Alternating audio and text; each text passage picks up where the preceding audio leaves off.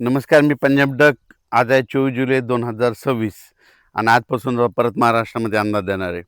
तर काल नाशिककडे खूप अतिवृष्टी झाली, मुसळधार पाऊस झाला, गुजरातकडे झाला, सुरतकडे झाला, मुंबई झाला. तर आज काय परिस्थिती राहणार? तर आज देखील नाशिककडं म्हणजे त्र्यंबकेश्वर म्हणजे त्या पट्ट्यामध्ये म्हणजे उत्तर महाराष्ट्राकडे आज देखील जोराचा पाऊस पडणार आहे म्हणून हा अंदाज लक्षात यायचा. राज्यात मात्र आणखीन तुम्हाला एक सांगू इच्छितो, आज आहे 24, 25, 26, 27, त्याच्यानंतर 28, 29, 30, 31पर्यंत दररोज वेगवेगळ्या भागात आता पाऊस पडणार आहे. पण आता काय होणार आहे, ह्या पावसाचं स्वरूप रिमझिम नाही राहणार. काय होणार, दुपारपर्यंत चांगलं असं कडाक्याचं ऊन पडेल आणि 2-2:30च्या नंतर जोराचा पाऊस पडणार आहे म्हणून हा अंदाज सर्व शेतकऱ्यांना लक्षात यायचा. राज्यात सांगायचं झालं तर पूर्व विदर्भ, पश्चिम विदर्भ, दक्षिण महाराष्ट्र, उत्तर महाराष्ट्र, कोकणपट्टी, खानदेश, मराठवाडा सगळीकडे आणखीन जवळपासनं 5 ऑगस्टपर्यंत म्हणजे आज 24 पासून 5 ऑगस्टपर्यंत दररोज वेगवेगळ्या भागात विखुरलेल्या स्वरूपाचा पाऊस चालूच राहणार आहे म्हणून हा अंदाज लक्षात द्यायचा. शेतकऱ्यांनी जशी वेळ भेटेल तशी शेतीची कामे करून घेणे म्हणजे हे एक सगळ्यात महत्त्वाचं आहे. त्याच्यानंतर राज्यात सांगायचं झालं तर आणखीन परत सोलापूर जिल्हा, लातूर जिल्हा, धाराशिव जिल्हा त्या भागामध्ये देखील त्या शेतकऱ्याला सांगू इच्छितो तुमच्याकडे देखील काय होणार आहे, म्हणजे आत्ता ह्यामध्ये 24 ते 5 ऑगस्टच्या दरम्यान तुमच्याकडे देखील चांगला जोराचा पाऊस पडणार आहे म्हणून हा अंदाज लक्षात घ्यायचा, कारण की तुमच्यासाठी ही आनंदाची बातमी. त्याच्यानंतर विदर्भामध्ये देखील काय होणार आहे, आज 24 पासून ते 5 ऑगस्टपर्यंत दररोज वेगवेगळ्या भागात विखुरलेल्या स्वरूपाचा पाऊस पडणार आहे. दुपारपर्यंत चांगलं कडाक्याचं ऊन पडणार, पण दुपारी 2:30-3च्या नंतर जोराचा पाऊस येणार म्हणून हा अंदाज सर्व शेतकऱ्यांना लक्षात घ्यायचा. त्याच्यानंतर मराठवाड्यामध्ये परभणी जिल्हा, लातूर जिल्हा, बीड जिल्हा, धाराशिव जिल्हा, जालना जिल्हा, संभाजीनगर, हिंगोली जिल्हा ह्या पट्ट्या मराठवाड्यातल्या शेतकऱ्याला सांगू इच्छितो की मराठवाड्यात देखील काय होणार आहे, असं चांगलं दुपारपर्यंत कडक ऊन राहील, पण 2:30-3च्या नंतर ते रात्रीपर्यंत मग जोराचा पाऊस पडणार आहे म्हणून हा अंदाज लक्षात घ्यायचा. हा पाऊस दररोज एकदाच सगळीकडे येणार नाही, दररोज वेगवेगळ्या भागात आणखीन जवळपास 5 ऑगस्टपर्यंत असंच विखुरलेला स्वरूपात राहणार आहे. पण जे आता एवढा मोठा म्हणजे मुसळधार इतका जोराचा पाऊस नसणार आहे. फक्त हे अर्ध्या घंट्याचा 22 मिनिटाचा हे पाऊस पडणार आहे म्हणून हा अंदाज शेतकऱ्यांना लक्षात घ्यायचा. तर आता जास्त पाऊस कुठं पडणार आहे, तर तुम्हाला एक सांगू इच्छितो, जास्त पाऊस सांगायचं झालं तर म्हणजे कोकणपट्टीपासून ते पालघर म्हणजे रत्नागिरी पासून ते पालघरपर्यंत तिकडं मात्र पावसाचा जोर असाच कायम राहणार आहे 31 ऑगस्टपर्यंत, आपलं 31 जुलैपर्यंत म्हणून हे अंदाज लक्षात यायचा. म्हणजे रत्नागिरी, पुणे ते कोकणपट्टी घाटमाता ते पाऊस चालू राहणार आहे. त्याच्यानंतर वरती इकडं नाशिक, त्र्यंबकेश्वर, त्याच्यानंतर नंदुरबार जिल्हा विशेष म्हणजे तिकडे आतापर्यंत पाऊस कमी पडलेला आहे, पण त्याच्यामध्ये आता ह्या 5 दिवसामध्ये नंदुरबार जिल्हा, धुळे जिल्हा, जळगाव जिल्हा, जामोद घाटाच्या खाली बुलढाणा इकडं अचलपूर, त्याच्यानंतर अमरावती, मोर्शी ह्या पट्ट्यामध्ये काय होणार आहे, परत एकदा ह्या म्हणजे 4-5 म्हणजे 24 पासून ते 5 ऑगस्टच्या दरम्यान काही ठिकाणी मुसळधार पाऊस पडणार आहे म्हणून हा अंदाज लक्षात घ्यायचा. त्याच्यानंतर इकडं तेलंगणात देखील चांगला आहे, आणखीन 5 ऑगस्टपर्यंत चांगला पाऊस राहणार आहे. तेलंगणातल्या शेतकऱ्यांना अंदाज लक्षात घ्यायचा. कर्नाटकमध्ये देखील तशीच परिस्थिती राहणार आहे म्हणून हे लक्षात घ्यायचं. गुजरातमध्ये मात्र सुरत असो, अहमदाबाद असो, तिकडं मात्र अतिवृष्टी होणार आहे म्हणून हा अंदाज गुजरातच्या शेतकऱ्यांनी घ्यायचा. गुजरातकडं मध्य प्रदेश म्हणजे इंदोर, खंडवा, त्या बुरामपूर ह्या पट्ट्यामध्ये काय होणार, तिकडं अतिमुसळधार पाऊस पडणार आहे. त्याच्यामुळे काय होणार आहे, मग त्याच्या बाजूला मराठवाडा लगत आहे, सीमा लगत आहे. मग त्याच्यामुळं मराठवाड्यामध्ये महाराष्ट्र लगत आहे.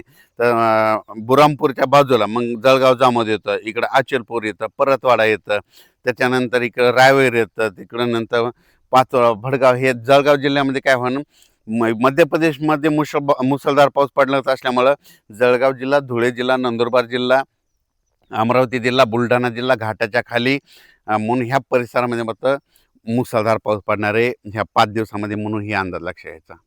त्याच्यानंतर नागपूर, भंडारा, गोंदिया, चंद्रपूर, यवतमाळ, वाशिम, हिंगोली, नांदेड ह्या परिसरामध्ये देखील त्या शेतकऱ्याला सांगू इच्छितो की आता म्हणजे 24 तारखेपासून ते 5 ऑगस्टपर्यंत दररोज 1 दिवस आड तिकडे देखील असाच पाऊस चालू राहणार आहे. एकदम पाऊस बंद होणार नाही म्हणून हा अंदाज शेतकऱ्यांनी लक्षात घ्यायचा.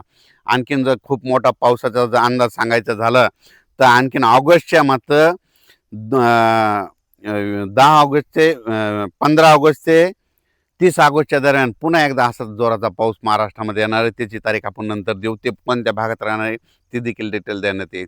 पण 15 ऑगस्ट ते 30 ऑगस्टच्या दरम्यान परत एकदा राज्यात अतिवृष्टीचा एक पाऊस पुन्हा एक एक लो प्रेशर आहे, चक्रवादळ येणार आहे. त्याचा मी अंदाज देणार आहे. बऱ्याच माध्यमातून एक चर्चा भेटते की ऑगस्टमध्ये खंड पडेल. तर शेतकऱ्याला सांगू इच्छितो खंड वगैरे काही पडणार नाही, दुष्काळ वगैरे पडणार नाही. तुम्ही पाहू शकता यावर्षी तर पिकं कसे आलेले आहेत. तर यावर्षी म्हणलं ज्या वर्षी पाऊस कमी पडतो त्यावर्षी पिकं चांगली येते. दुष्काळ वगैरे काही पडणार नाही. ऑगस्टमध्ये देखील तुम्हाला सांगतो 2 असे मोठे पाऊस येणार आहे. जसा आता मुंबईकडं पडला, गुजरातकडे पडला, तसेच आणखीन ऑगस्टमध्ये देखील 2 पाऊस येणार आहे. पण ते आता जागा चेंज करणार आहे. आता मुंबईकडे झालं, आता त्याची जागा चेंज राहणार आहे. त्याचा अंदाज पुढच्या अंदाजामध्ये दिला जाईल, म्हणून हे देखील लक्षात यायचं. तसेच आपण म्हटलं होतं ना, उत्तर महाराष्ट्राकडे खूप पाऊस पडायला, भंडारदरा, त्याच्यानंतर निळवंडे हे सगळे जवळपासनं सगळे वरचे धरणं भरलेत.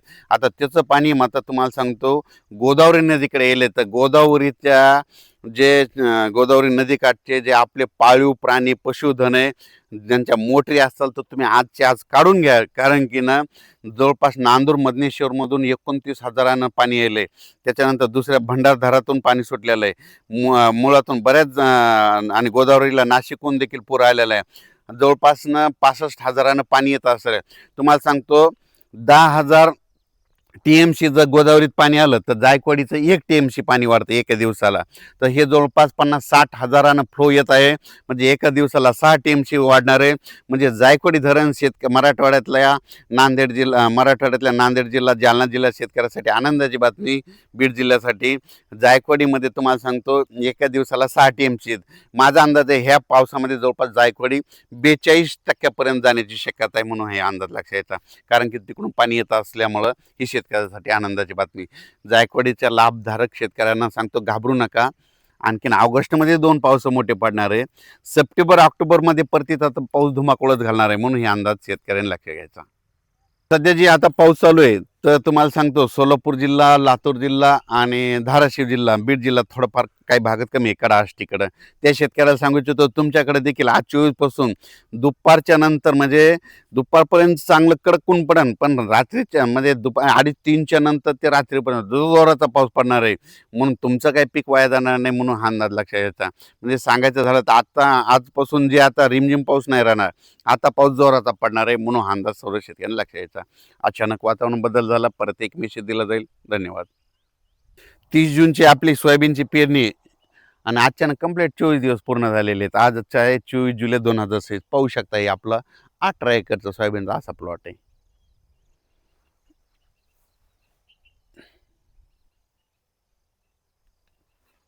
सगळी सोयाबीन एक नंबर आलेले आहे. सगळं पीक एकदम जोरात आहे, पाहू शकता. असं पीक असल्यावर कुठं दुष्काळ म्हणतात का? मी म्हणलं ज्या वर्षी पाऊस कमी राहील त्या वर्षी पीक चांगलं येतं, आणि ज्या वर्षी चिंचा खूप लागल्या की शेतकऱ्याला माल जास्त होता. ज्या वर्षी जांभळीच्या झाडाला जांभळं खूप लागले शेतकरी मालामाल होतो. म्हणून हे अंदाज सर्व शेतकऱ्यांना लक्षात द्यायचा. ज्या वर्षी बोरीच्या झाडाला बोर लागले त्या वर्षी ज्वारीचं पीक चांगलं येतं. ज्या वर्षी भोकरंडीच्या झाडाला भोकरंड खूप लागले की त्या वर्षी तुरीचं पीक चांगलं येतं. निसर्गातून अंदाज लक्षात घ्यायचा. धन्यवाद.